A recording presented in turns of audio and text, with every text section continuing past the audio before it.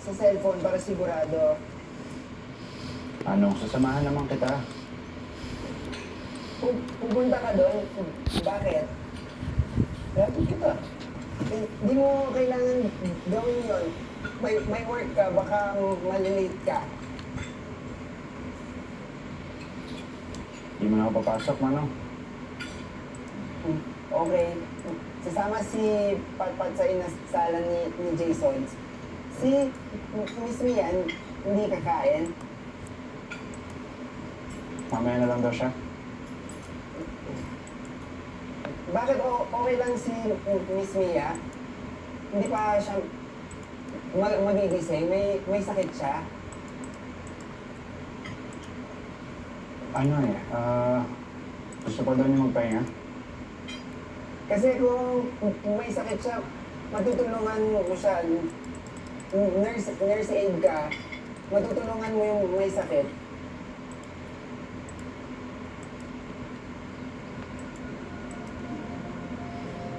In eyes. Sige, ganito, Manong. Ipagtatabi muna natin siya ng almusal, tapos mamaya bibigyan natin siya ng gamot. Okay? Para may ready gamot dito pag may sakit si Miss Mia.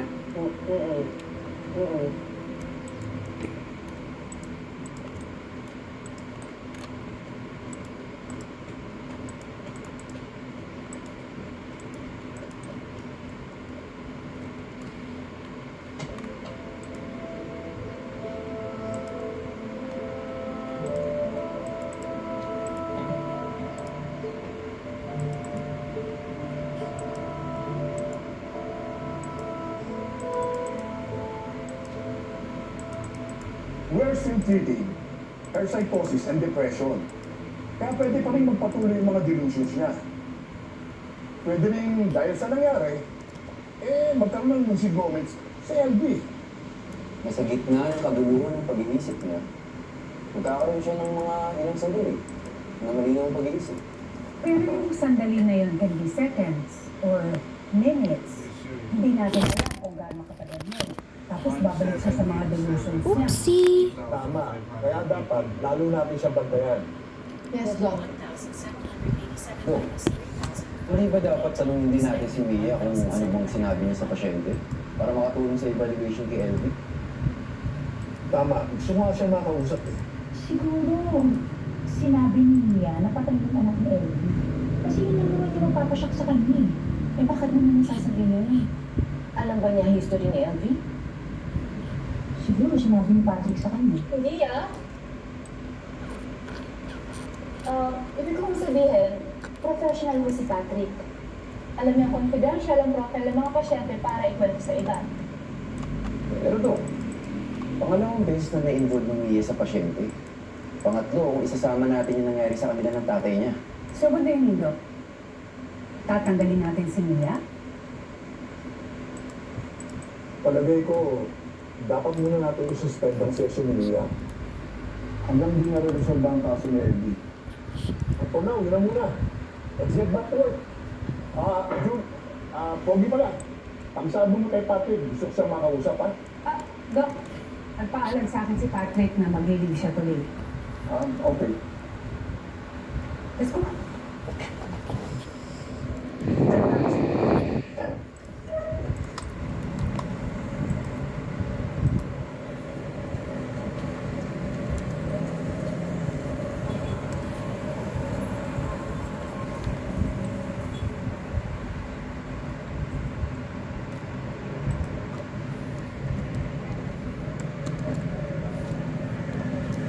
Sa dami ng ginagawa mo, ngayon mo na lang ulit nakapagbasa. Dark Fairy.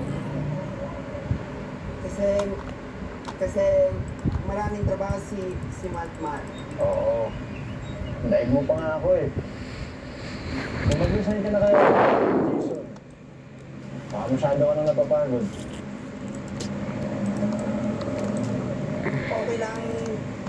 Okay lang pagod. Hindi nahirapan si Matmat.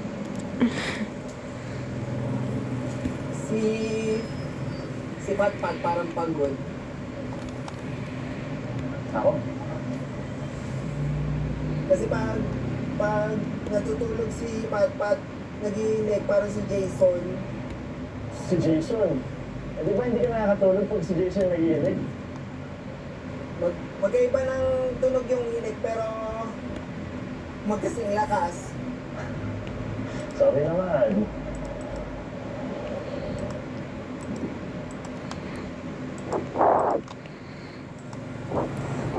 Okay lang, Patpat. Para minsan, parang ka umiiyak. Para si Happy umiiyak sa gabi. Baka nananaginip na ako, ano. Ano pa naginip mo? Hindi ko na maalala eh. Si Happy umiiyak sa gabi kasi malungkot siya. Okay yung katawan niya pero yung puso niya hindi. Baka ganun din si Patpat. Hindi ako okay. Tung tung sahur, tatata sahur din. Kasi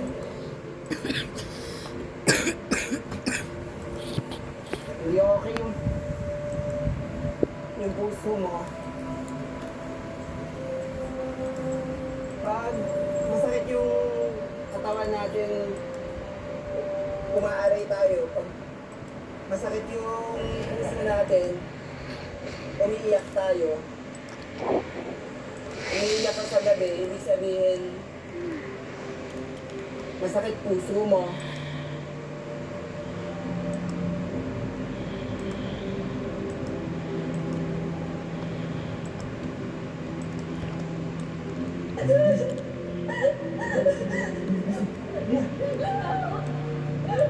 Umalis ka na. Umalis ka na. Papatayin kita.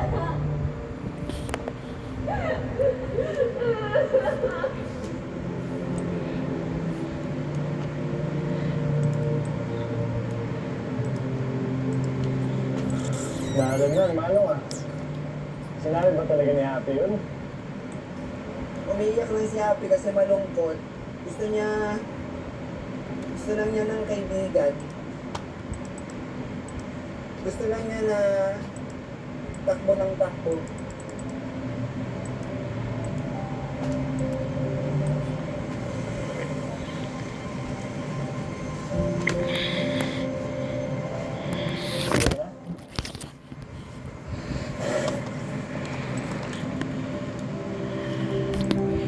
I just wanna cry.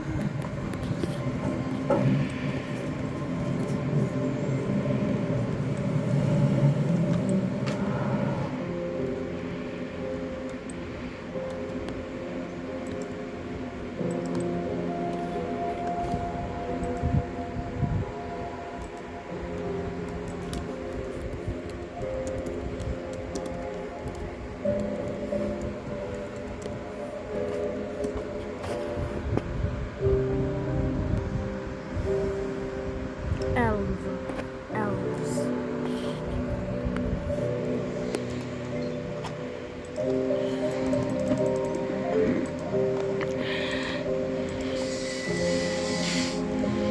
And then I see a heaven.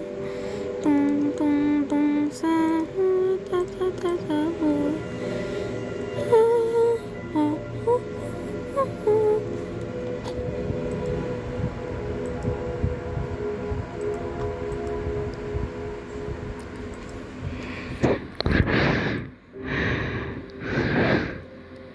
Alagaan mo mabuti ang buhok niyo, okay? Tingnan mo. Napakaganda at bagay sa'yo.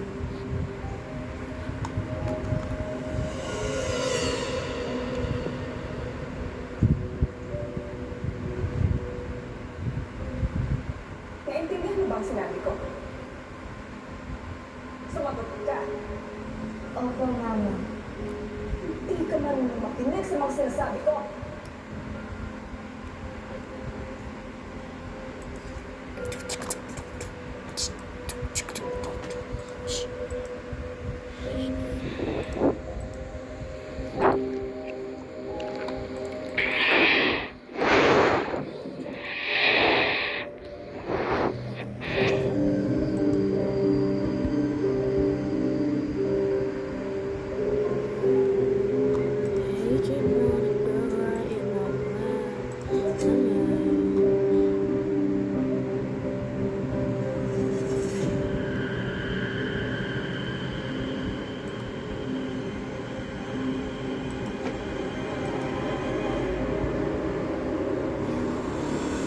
That's my mother.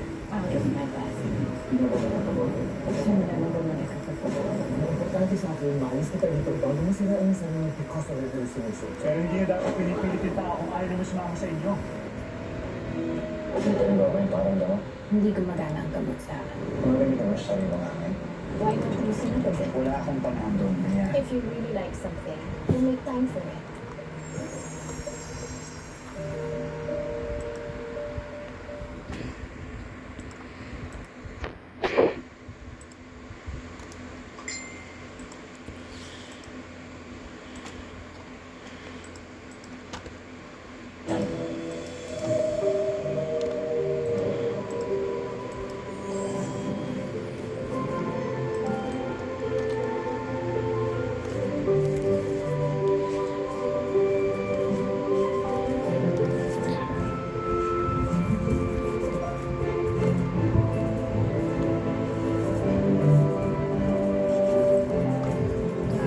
Dying inside, I was dying inside.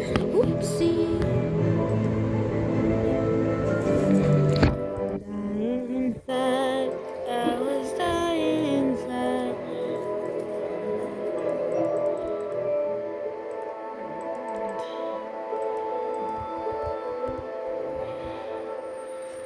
Hindi ka ba batang push me? Don't wanna have a turn. Thank you! Thank you! Nag-enjoy kayo? Alright, sige. Recommend nyo ako ha. Thank you! Eh. Oh! Ano? Oh!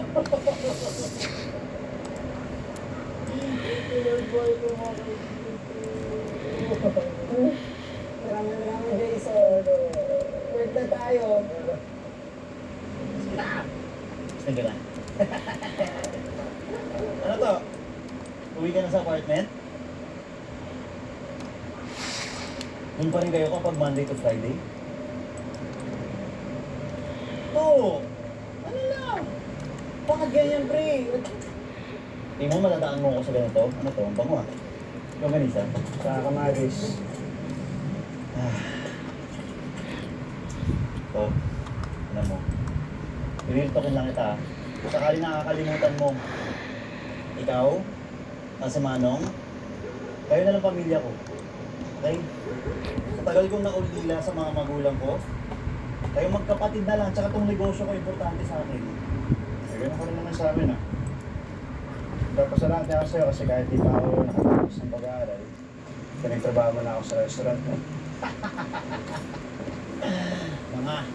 Mga restaurant ko. Ano mo sa akin?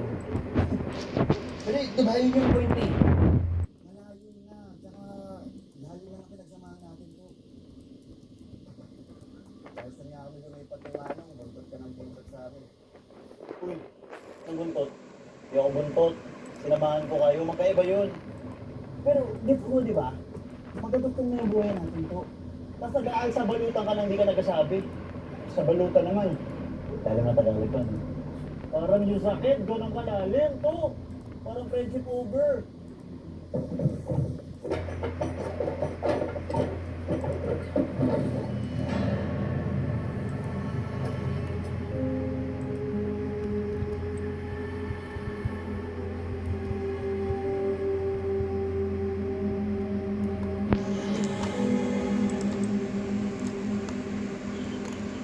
Thank you, Lord. Finally, napakinabangan ko rin ang talent ni Mabet. Teka lang, boss. Ang dami na akong endorsements, tsaka mga photos at things niya na ginawa ko. Kaya ako talented dun. Eh, hindi ko pa talaga naramdaman yung talent mo. Pero ngayon, naramdaman ko yung galing mo. Good job. Eh, boss, teka parang di naman compliment yun. Kailan naging talent yung pag-pick ng lock ng date? Eh, emergency. Baka mamaya bigla kang makulong, di ba? Mas nakukulong mo ko. Boss, wag naman. Ang dami ko nang ginawa para sa'yo eh. Uy, sinusumatan mo ko? Hindi, boss. Bakit kasi sinasabi? Ibig ko sabihin ko makulong ka sa sasakyan. Pag makulong ka sa kwarto. Oh, by the way, yung lock na yan, kailangan mong palitan yan, ha? Tinira mo. Sabi ko din. Eh, buti na lang. Itong mansong hindi nakalak. Oo nga, no. Hey, boss. Baka di lang talaga sanay si Miss Mia naglalak ng pinto. Mia, may sitwasyon na. Hindi ka lang. Kapag tumawag ako ng tulong, humanap ka ng tulong. Diyan ka lang. Boss?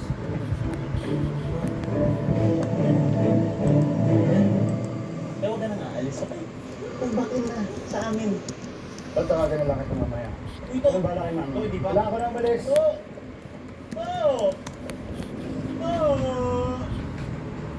Ay, yes! Ma'am, sir, gutom kayo? Siyempre, ito pa kayo nandito. Dito na kayo.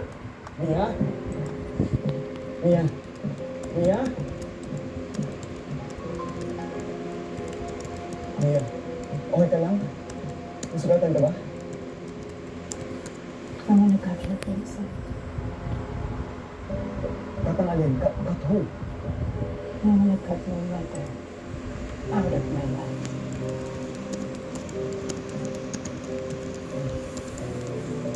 Binabangungot ka ba ulit? Yung sleep paralysis mo bumalik ba? Mia, kailan ba? Simula na bumalik ka po dito. Okay. Alis na tayo dito. Magpalit ka ng damit. Kaya alis na. No! Mia, magpalit ka na ng damit. Kung inaalala mo yung mga gamit mo, ipapaship ko na lang. Ang importante, maalis kita dito as soon as possible. Pilitin mo pa ako, Vince, at mag-aaway tayo. I don't care. Mia, I don't care. Ang importante sa akin, maalis kita dito bago mo sirain yung sarili because of your hallucinations. Magpalit ka na ng damit. Ayaw mo magpalit ng damit? Magpalit ka na. No! Oh!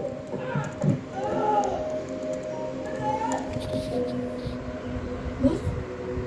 Boss, sabi mo yung tulong? Boss, kailangan mo naman ng tulong?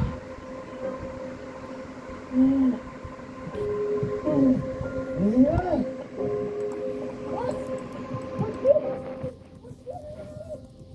Bebet, kunin mo si Mia. Iaalis natin siya dito. Gusto mo na siya sa sasakyan. Halika na. Mabet, bibigyan kita ng bonus. Huwag mo siyang Talaga naman gusto kunin mo sa pera. Utang na loob, Madet. Sakay mo na